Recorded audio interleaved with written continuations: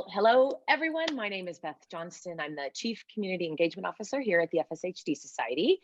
And together here with Jun Kinoshita, our Director of Patient Engagement and Research, we'd like to welcome you back to our FSHD University Educational Webinar Series. For those of you who don't know us, the FSHD Society is the world's largest research-focused patient advocacy organization. That's our patient advocacy organization. That is a mouthful. We are focused solely on FSHD. We have 32 chapters and growing across the US and Canada, and we are part of the 17-country World FSHD Alliance, which is very exciting. Our mission is to find treatments and a cure for FSHD while empowering our families. So we host these and so many other events to give you, our families, an arsenal of knowledge so that you can be your own best advocate when it comes to your care and empower you to better understand research and the role you can play in accelerating therapy development. Because there are more clinical trials on the horizon, it's never been a more important time to activate. This year, we will be focusing on the 3 areas of activation in everything we communicate and do. 1, research and therapy development. 2, the FSHD community. And 3, personal strengths or self. So, today, from our research department, we welcome Dr. Angela Leck from Yale Medical School. She's going to share her scientific journey as an FSHD researcher. June, would you like to properly introduce Dr. Leck or say anything else? Yes, I'd be happy to. So Dr. Leck got her PhD in cell and molecular biology from the University of Sydney. So you will realize that as soon as she opens her mouth. And then she somehow found her way all the way to Boston back in 2013 to join the group of Professor Lou Kunkel at Boston Children's Hospital, a world-renowned laboratory for research in muscular dystrophy, starting out with Dr. Kunkel's discovery of the Duchenne gene many years ago, but then he extended his interest to FSHD. I should say thanks, I think, a good part to Daniel Perez, our founder, kind of hounding him mercilessly to get interested in FSHD. Anyway, we are very glad that he got involved because that lab, including the work by Dr. Leck, has made some really important contributions to the FSHD field. And Dr. Leck is now at Yale University as an associate research scientist, working in a laboratory with colleagues that have actually a very deep connection to muscular dystrophy. She might tell you more about that. It's more than an academic interest, it's a personal interest. And she's also the co-founder of MyAffinity Biosciences and a consultant to the Neuromuscular Disease Foundation. So we're really excited to hear about Dr. Leck's journey into FSHD research. It's all yours now. Great. Thanks, June, for the kind introduction. So let me see if I can share my screen. Okay. All right, can you see that? Yes, it's fine. It looks great. Okay, hang on a second. Okay, so thank you to the FSH Society for inviting me here today to be a guest lecturer at the prestigious FSHD University. So I didn't know June was going to introduce me, but just a quick refresher. I'm originally from Sydney, Australia, where I grew up, and then my husband and I relocated to Boston to pursue our postdoctoral studies, where I spent several years in the Kunkel lab. Lou, who's a really great mentor and a well-renowned, who's like the great-grandfather of muscular dystrophy. Following that, my husband and I moved to Yale, and I work alongside him in the same lab with a group of very dedicated and talented researchers. So I'm really passionate about both understanding and treating genetic muscle wasting diseases, since my husband himself was diagnosed with one. So he has limb-girdle type 2G. And so although his disease is not FSHD, it does have some similar features. So it was a later onset and slower progressing. So he was diagnosed at about 20. But we didn't know for a long time what he had. He was just told he had muscular dystrophy and that his muscles were wasting away. He now uses a wheelchair when he's out and about, but he thankfully doesn't have to use one yet inside the house because we've got it sort of configured just right for him. And together, we have decided to embark on a journey to better understand the genetics of muscular dystrophies. So what gene mutations are responsible for muscle wasting and can be passed on from parent to child, and how we can improve this rate of diagnosis, as well as also looking at the cellular and molecular pathways that are disrupted because of these mutations.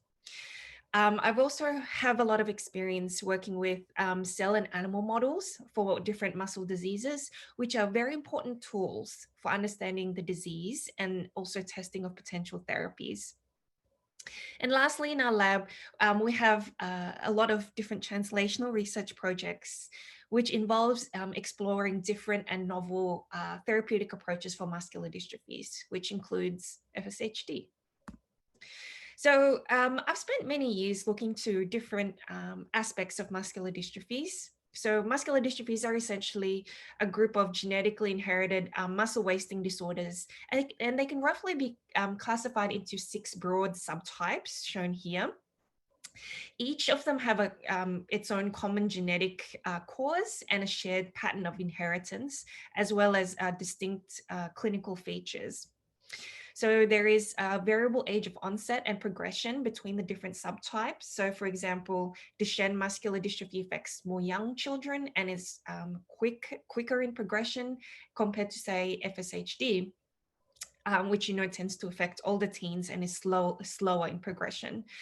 And even though we know the gene underlying a lot of these conditions, we still don't quite have a good grasp for the mechanism for a lot of these, and a lot of research is going into that. So a brief refresher on genetics. Humans are made of cells, in which the blueprint for life, oops, hang on a second. The blueprint for life can be found inside the nucleus in structures called chromosomes. In these are tightly packed DNA that provide instructions to encode genes. And as I mentioned, muscular dystrophies are a genetic disorder, which means that disease mutations are encoded in the patient's DNA from birth. And depending on the type of mutation, the method of inheritance is different in affected families. And FSHD, as you know, has an autosomal dominant pattern of inheritance, meaning that only one bad copy of the chromosome needs to be inherited for the disease to manifest. So typically what causes muscular dystrophies are mutations in any one of the important molecular machines responsible for the proper functioning of the muscle. Here you can see that different genes, the names are listed in black, and the type of muscular dystrophy that it can cause when the gene is missing or is broken is listed in red. So therapeutically, most of these can be addressed by gene therapy in a straightforward manner by replacing the missing or defective gene. What you'll notice here, though, is that FSHD is missing. So in FSHD, this is because there is no defective gene to replace. Instead, the underlying genetic mistake in FSHD is actually caused by deletions in one of the chromosomes where DNA is usually very tightly packed. And this deletion occurs in a repetitive region known as, you may have heard of the D4Z4 repeats. So healthy individuals have anywhere between 10 to 100. And it's found that in FSHD patients, this can be contracted. So there's been deletions in that part of the chromosome. This deletion of the DNA causes the chromosome to unwind in that area. as represented by the green here. It's kind of loosely packed compared to the tightly packed DNA here that's undeleted. It causes then unwinding and expression of a gene that's normally dormant in that region known as DUX4. This unwinding and activation of DUX4 can also be caused by mutations in another gene called SMCHD1, which gives rise to a second form of FSHD known as FSHD2 that affects about 5% of the patient community. So let me speak to you more about that. So what exactly is DUX4? What does the gene do? Why is it there if it causes disease? Well, a lot of recent studies have shown that DUX4 plays a role in early embryonic development. You can see here the cycle from the early fertilized egg all the way to embryonic development. And people have, certain scientists have detected that DUX4 is activated very early on during zygotic development. And is responsible for essentially transitioning from the fertilized egg to the embryo itself. And as you can see here in this bioarchive paper, DUX4 in the first 4 stages of development is highlighted in green. So anywhere in green is where DUX4 is expressed. So in very early zygotic stage to the 2-cell stage. And when you reach the 4-cell stage, the green is very bright. And in fact, you can see it being really concentrated in the center of the cells in the nucleus, suggesting that it is activated and it's playing an active role during that stage of development. At the 8-cell stage, levels start to go down a bit, it seems. And after that, DUX4 remains dormant because it's no longer needed for the proper functioning of mature cells, just in that really small window right at the start, post-fertilization. So what we see when we isolate cells from FSHD patient muscle biopsies and when we grow them out in a dish is that there are random cells that express DUX4 in the nucleus, which is represented here in the green staining. Sorry, it doesn't seem to be projecting too well because of the contrast. But so what we see is that DUX4 is activated in some of the cells, but not all. And when we look at different patient cells, it varies a lot from patient to patient. So it's definitely being turned on. And it's something we don't see in cells isolated from healthy human donors. So this is a video. Testing 1, 2, 3. Okay, sorry, I don't know why that is happening. Sorry. So what is the consequence when DUX4 is inappropriately activated in FSHD cells? This is a video from the Miller lab. DUX4 can be seen, oh, sorry, I don't know why this is jumping. So here I wanted to show you that DUX4 is sporadically turned on, as represented by the green nuclei. This signal is spread along the cell, and shortly thereafter, the entire cell starts to shrivel up and die. And this is what we think is the basis of the muscle weakness in FSHD. So researchers have tried introducing the DUX4 protein in different cells and animal models. You could see here, Scott Harper's group injected a DUX4 delivered in a virus to mouse muscle. Here, at the Kaiba group have tried turning on DUX4 in cells in culture. And in the Kunkel lab, we tried introducing DUX4. You can see the red dots into zebrafish muscle. And you can see that the common uniting theme is this toxicity or cell death that we see that is very prominent when we do try to activate DUX4 in all these different cell models or animals. So just to quickly summarize the important points so far that I've covered.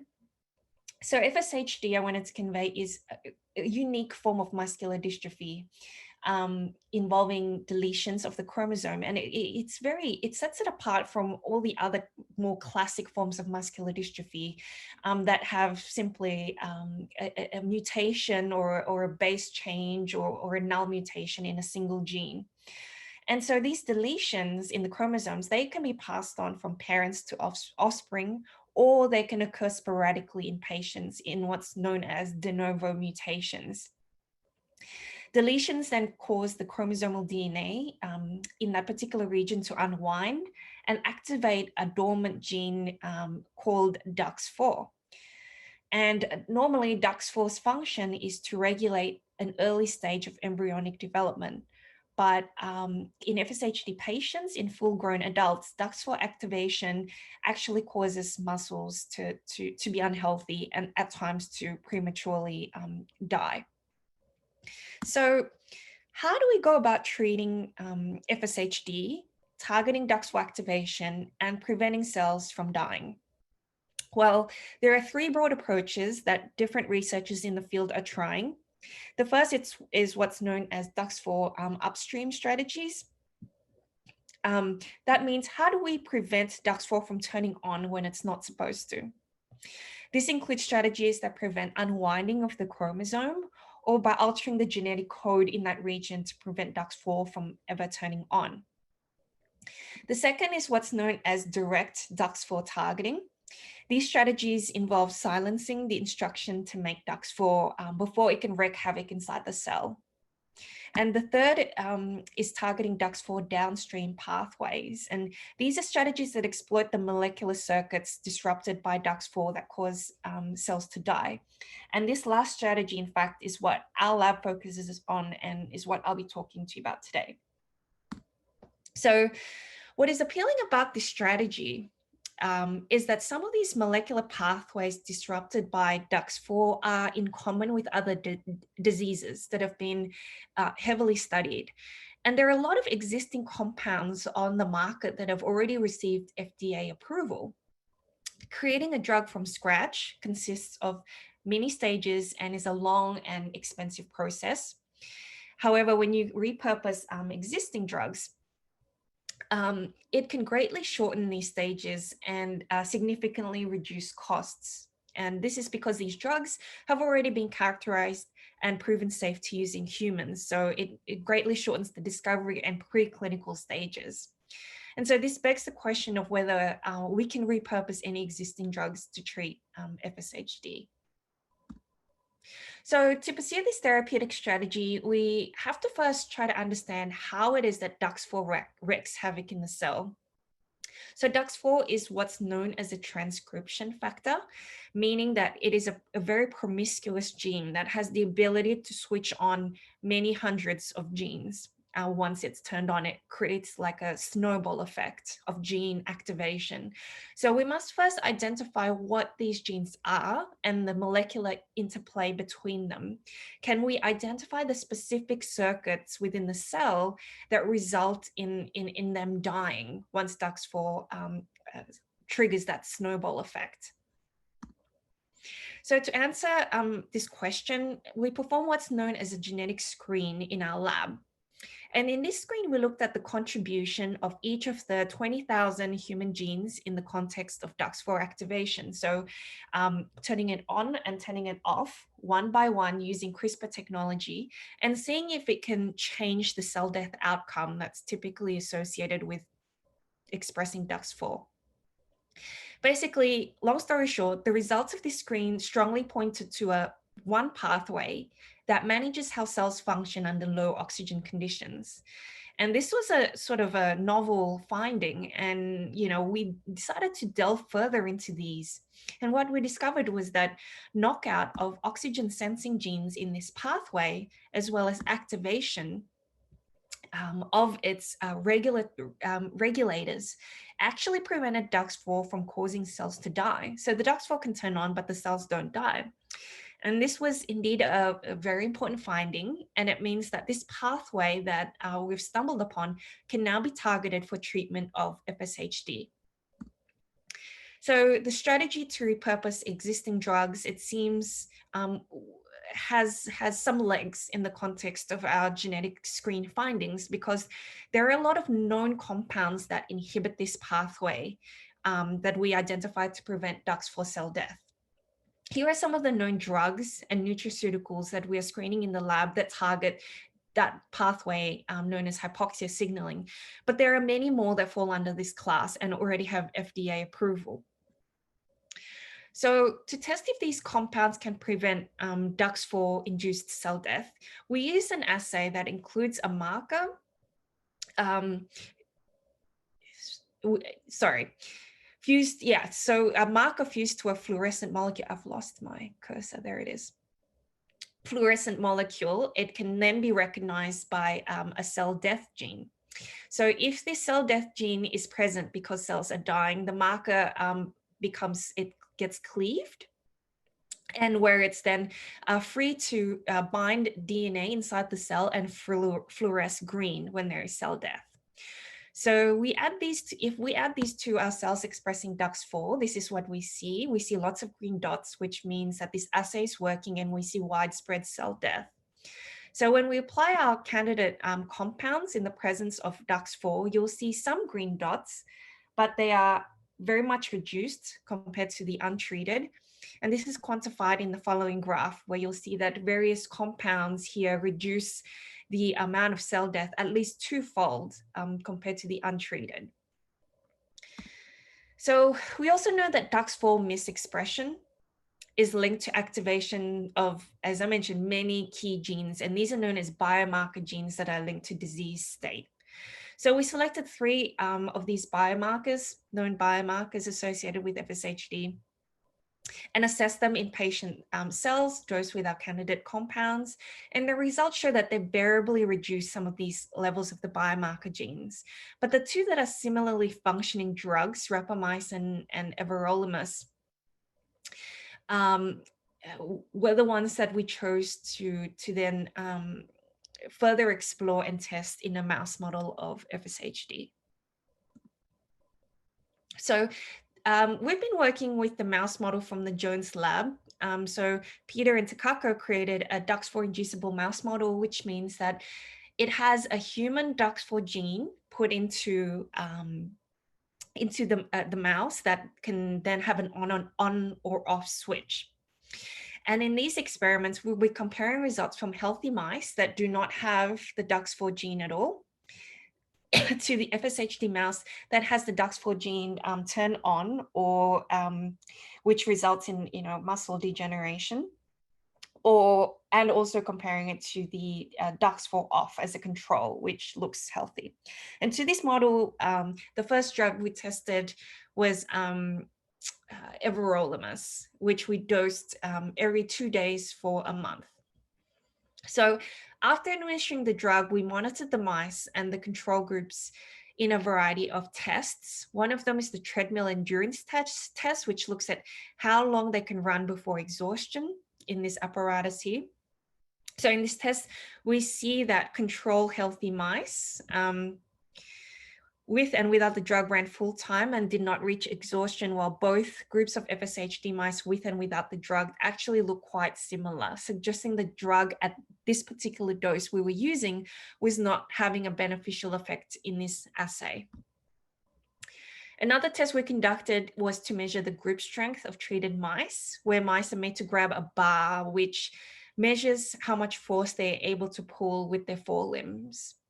Unfortunately, we also did not see a functional improvement of grip strength in the FSHD mice that were drug treated compared to the no drug treated group. And again, we believe that changes are required to the treatment regime and the dose of the drug, which we are going to work on next. We also looked at the appearance of the muscle itself on both the control and FSHD mice with and without drug treatment. And these results showed a promising improvement in the overall health of the muscle fibers themselves. Even though they didn't show a functional improvement, structurally they were looking a little bit better.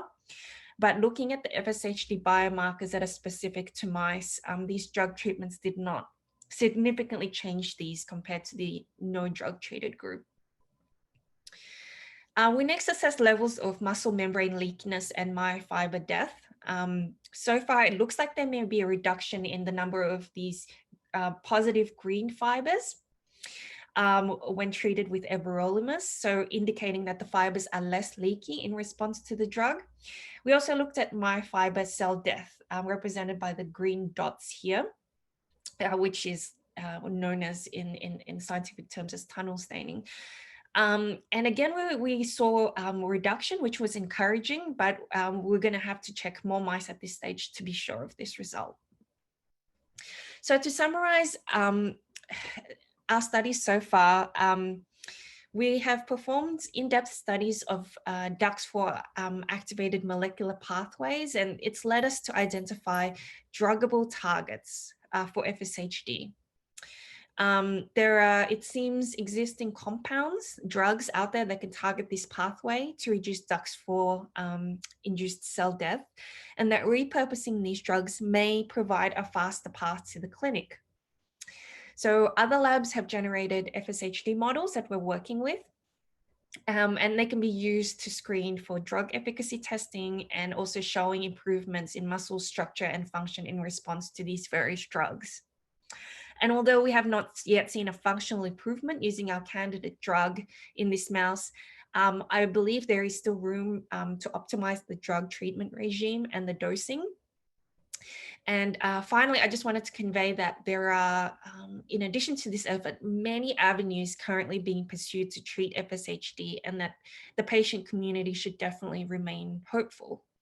So with that, I'd like to acknowledge my team at Yale, my collaborators, my well-known collaborators at UMass and my old lab at Boston, and also FSHD Society, who have funded me since I was a postdoc and is now funding me at a critical stage of my career development as I transition into an independent researcher. And so thank you, everyone. I hope you've enjoyed my talk and that you can take away something from listening to my presentation today. So let me know if you have any questions. Great. Thank you so much, Angela. That was incredibly clear and wonderful talk. I had an immediate question, which is that in your screen, you came up with, it looks like around 8 candidate drugs that could be repurposed. What was the process by which you decided to focus on everolimus? Okay. Yeah, so there's actually a lot more than 8. I just showed those just because it was, but there is a lot, as it turns out, because we looked up the drug databases to see, what can target this pathway. So we purchased some of them, and everolimus is obviously it's FDA approved, and we selected ones that had minimal side effects because we knew that for this to work in FSHD, it would require long-term dosing in patients. So something with reportedly minimal side effects. And so we also did an initial screen in a cell model, and we showed that everolimus, in addition to this second drug called idelalisib, which I didn't present, but they showed the strongest inhibition of cell death in response to DUX4. And it was consistent. So those two were like, our 2 strongest hits. But the other ones that I showed, they were actually like nutraceutical compounds that can be purchased off the shelf. So we were also interested in exploring those. Okay. So someone called Harold has posted 3 questions, which I will okay, the first one, as part of your research effort, are you tracking drug therapy clinical trials throughout the community? Yes, definitely. Because we're really entering an exciting time where, the first drug, as you know, losmapimod, is being tested in humans. And you can actually go to their website to look at the trial, the trial data. And I know that they are opening up the next phase pretty soon to do the next trial. And you may know better than me, June, but so any progress, the progress they released, was it from the phase 1 or the phase 2 where they said that the movement of the biomarkers was only in the high cohort, the high expressing cohort, the reduction in the biomarkers? That's right. I believe that was a phase 2 interim readout. Yes. Interim readout. Yeah. And it's really difficult to assess efficacy in a disease that's sort of slowly progressing, as opposed to something that's has a more drastic effect if it's preventing, you know, further muscle wasting, such as maybe Duchenne or SMA. So, I mean, a lot of people in the field, the clinicians, are investing in, you know, a lot of clinical trial outcomes that will strongly give a readout of whether a drug works or doesn't work. So it's really tough right now. Yeah, hang on. I'm struggling to keep up. There's a lot of yeah. I don't know which one. Have you found that? Yeah. Well, I just wanted to mention that we've at the Society have put a lot of emphasis on these clinical trial outcomes research, especially around biomarkers and imaging. So things that can tell you a drug is hitting its target and moving things in the right direction, even before you can tell if somebody's gained strength or improved their function, which might take much longer to determine. Yeah. There's a question here from Harold about whether you thought that any of the efforts with the COVID vaccine have benefits for FSHD research. So maybe talking about some of the technology behind the COVID vaccines, probably the Pfizer and Moderna's. No, it was the other way around. It was like losmapimod or something had an effect on COVID, right? It was that way around. Well, that's a whole nother thing. No, losmapimod might have ameliorated some of the inflammatory immune response, but they suspended that trial. There are a lot of companies trying to hop in there. But I think maybe the question I've had is, we keep hearing about this novel RNA-based vaccine, and whether similar approaches are being considered for FSHD, I suppose. Yeah, definitely. We can draw parallels because, as I mentioned, with FSHD, one of the treatment options is to block DUX4, and DUX4 can be blocked by introducing RNA to sort of interfere with its expression before it turns into a functional protein that then is toxic in the cell. So there's definitely similarities in the technology there. So Harold is asking also another question. Is there research aimed at muscle regrowth? There definitely is, but it not specifically to FSHD. Muscle regeneration in general is an active area of research in the muscle research community, particularly in areas of tissue engineering and also cell regeneration. So the thing is that with a lot of these gene-based therapies, once your muscle has sort of wasted away, it's hard to get that function back, particularly if you've run out of capacity to regenerate new muscle, as with the case of adults with muscular dystrophy.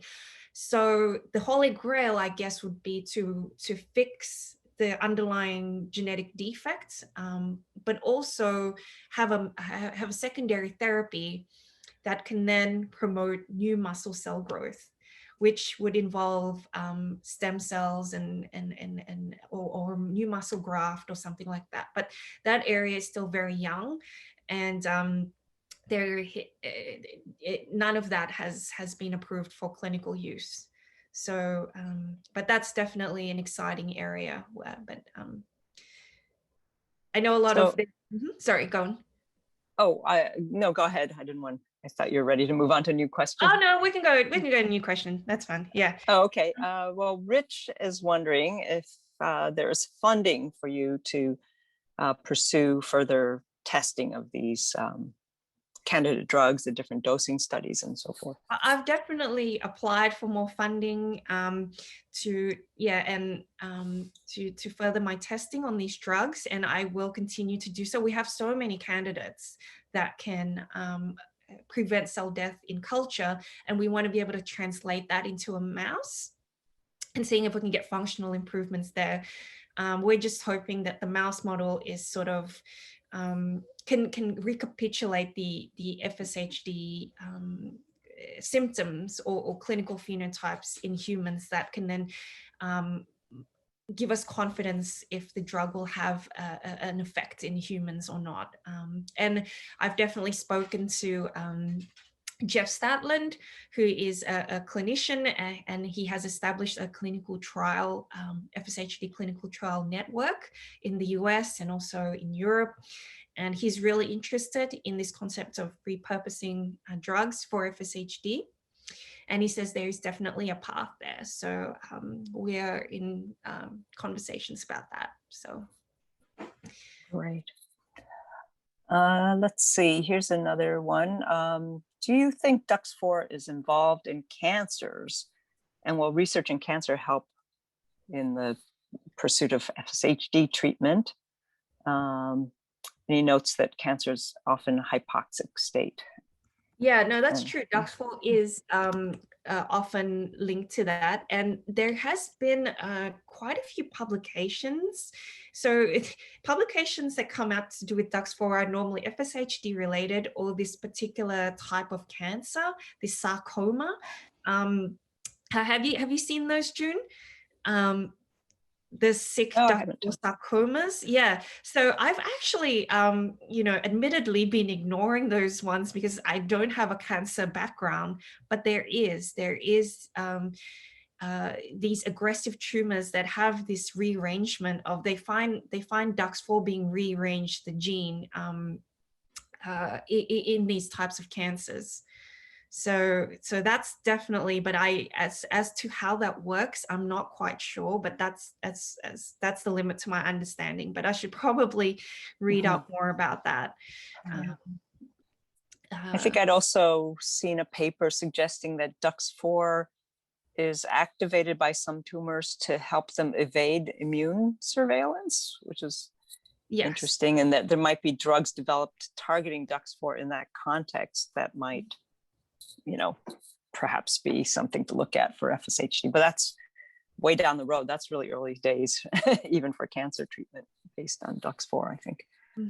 But let's see, here's a question that cells die all the time, and can exercise help injured cells, injured muscle recover? Do you have any? So yes and no. I think that so when muscles are injured, normally, what happens is during the regeneration process, you have these population of cells known as satellite cells that can then be activated and fuse in with the damaged muscle to kind of create new fiber to bulk up the muscle, the damaged muscle, to sort of generate new fiber is the best way I know how to explain it. But there is a finite limit to how much satellite cells you have. And I think that it's not going to, and these satellite cells determine your regenerative capacity of the muscle. And if you run out of the satellite cells, you can no longer regenerate your muscle. So I would be conscious of like overdoing exercise, because if you keep injuring your muscle and then you exhaust your population of satellite cells, that's not good. So I'm not a physician. Maybe, that's how I think about it scientifically. I may be wrong, but I believe that's how that's the current hypothesis. But maybe with different types of muscular dystrophies, exercise is good for some and not good for others. But I think always in moderation. I probably don't recommend overdoing it. Because if you injure your muscles and you're constantly injuring it, that's not good. Great. So we have a couple of questions on the same topic, which is that you saw that the drug everolimus did reduce cell death and muscle, pathology, histologically, but you did not see an effect in the treadmill endurance or the grip strength. Do you have a hypothesis as to why that is? There could be a few reasons. I mean, we're not too sure at this stage, but we actually we're talking to some collaborators who may have some good preliminary data that it can improve this based on some similar drugs. But I think we have some data that might explain that, but we're just trying to make sure first that it's real, and we need to reproduce it a few times. But we're not too sure at this stage. I think maybe it takes time for the improvement to be translated into something functional. Okay. Let's see.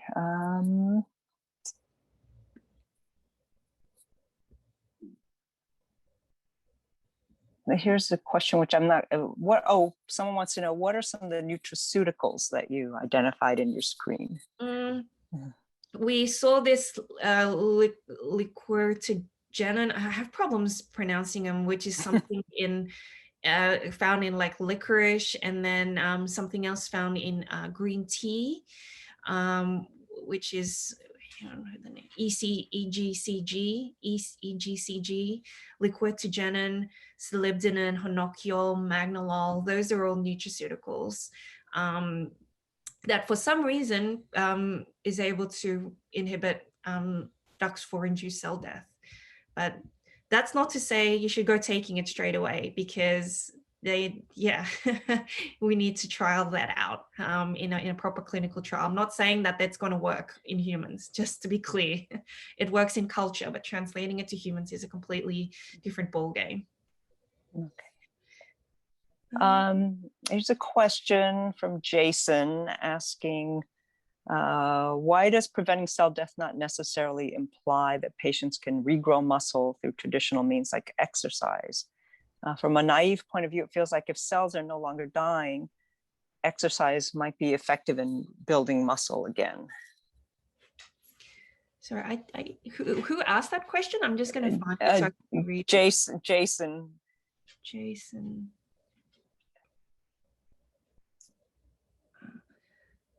Oh, if you have, you can prevent cell death.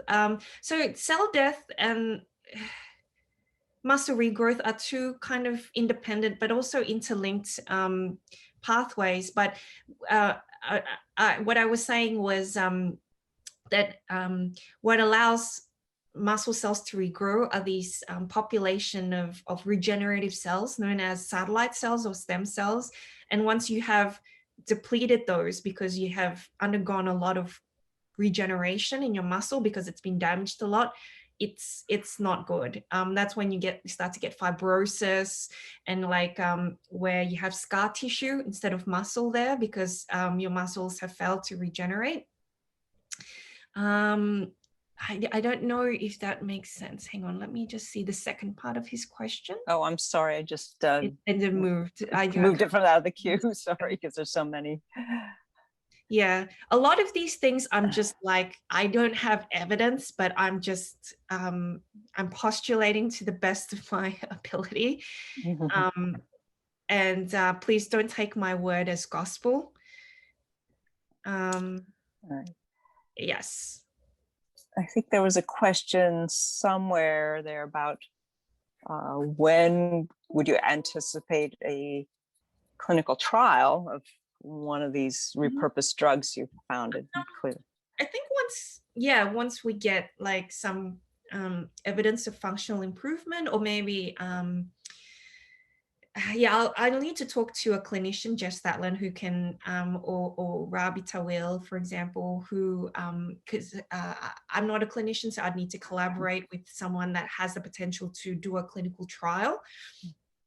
So if a clinician wants to work with me to do that, then yeah. So I'm definitely in close contact with them. And once the timing is right, then we will start to plan the logistics. So here's a question from Teresa. So referring to your mouse experiment, so even if function can't be improved, could you, I suppose she's asking if is it possible in these mice that they would have stabilized rather than deteriorating? So yeah, can you? Okay, so the issue is that with these FSHD mice, they're not ideal because when they get worse, they then get better afterwards. They don't stay bad. And it in that way doesn't completely mirror FSHD in humans. And so regardless of whether we treat it with a drug or no drug, it just regenerates because mice just are different in the way they deal with disease or muscle breakdown than in humans. Similarly with some of the Duchenne mouse models, it gets through this period, it goes through a period where it's bad, but then it just improves by itself. So then it's really hard to measure if it is steady because it kind of fixes itself. So in that way, it's a difficult model to use to assess that. Okay, thank you. Oh, here's one I'll quickly answer because someone, Macarena from, I think from Chile possibly, or is wondering if the Jones mice are available for purchase. Yes. And they are actually, go ahead. Yeah, on the Jackson Laboratory website, we purchased it from them. Yeah. So they are available for purchase. Transporting them internationally might be challenging, I guess, but it's not impossible. They are available for the scientific community to be able to use and study. So, let's see.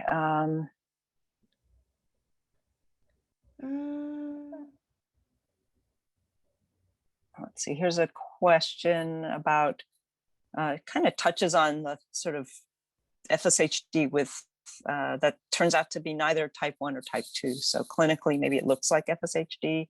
The genetic cause is unknown. Could DUX4 targeting treatment still work for a patient who's, I guess we call them type 3, the unknown genetic etiology? Yeah, if DUX4 is involved, then yeah, definitely. But for clinical trials and things like that, it's usually a prerequisite to have like a definitive genetic diagnosis. So it's really important that you keep trying to get to the bottom of what's causing the disease and sort of have a label, so to speak, because normally they need that for clinical trials. Right. There's a question from Brad. It says, before the onset of symptoms, muscle function seems to be normal in FSHD. Is the trigger of DUX4 expression, is it predetermined or is it brought on by external factors? So far, we don't have any evidence of external factors contributing. It seems to be sporadic. We don't know why. We can't predict ahead of time which muscle cells are going to randomly turn on DUX4 and which are not. And as I mentioned, it's different from patient to patient. Even though each of the cells have the same genetic deletion in that chromosome 4, we don't know why DUX4 turns on in some cells and not other cells. And that is an active area of research. There must be some other trigger that we're missing that we don't know about. That'll definitely be really curious, of course, because then we can start to think about designing therapies that target DUX4 from turning on. So we don't yet know. Okay. Here's some, Denise was wondering if you can reference some papers and sources that explain FSHD's evolution. I guess it's scientific evolution. Or DUX4. I was thinking, or do you mean DUX4 evolution? Or the disease evolution, or like the actual evolution of the DUX4 protein? That's a good question. I'm not sure. But either way, I think if you have some resource references handy. You could email them to me and I'll post them later. Sure. Yeah. There are lots of what's known as scientific articles. There's like research articles, but then there are also review articles, and review articles are a nice synthesis of all the findings in a particular area of focus. So our lab has recently published 2 review articles, one on all the therapies that have been tried and are about to be tried and may work in the future for FSHD. That one was written by Justin Cohen, who is a postdoc in our lab, and he himself has FSHD. So he's really passionate about this topic, and he was the one that's been working on drug testing in the mice. So don't worry if you think we're not like in a rush. Justin is the guy. He has FSHD, and he's the one that's like, really passionate and really driving this project forward. So there is a sense of urgency in him too, because he's a patient. Yeah. And the second review article was written by Alec DeSimone. So there was a lot of staying at home over the past year because of COVID and lab shutdowns and universities having new policies on how many people can be in the lab at once. And so we decided to spend time writing articles and communicating and synthesizing information from the field. So Alec has written one about the different cell and animal models available in the FSHD field and what they're good for, and their strengths and weaknesses. So that's another good one. So I would recommend for lay people the lay audience to read review articles rather than research articles. I would concur with that. Provides a lot more context, I think. Yeah. People reading it. So here's a question. I'm not sure what he's referring to about BHMB. Any knowledge of B? Do you know what that is? Does that ring a bell? No, I don't know what that is. Okay. Sorry, David, we can't answer that one then. Let's see. So there's another question. Is there anything known about extranuclear localization of DUX4 in muscle cells? There probably is, but I don't know what it is. Okay. I imagine, there is. DUX4 does seem to be. I have looked at under the microscope and looked at cells where DUX4 is in the cytoplasm instead of the nucleus, I guess. There is this phenomenon of when DUX4 is activated in one nuclei, it can then leave that nuclei and travel to an adjacent nuclei and so on and so forth along the length of a myotube. And that process involves, leaving the nucleus and obviously, occupying the cytoplasmic space. So as for the function, we don't yet know. The functions that are known so far are to do with its function as a transcription factor in early zygotic development, which requires it to, I guess, be in the nucleus and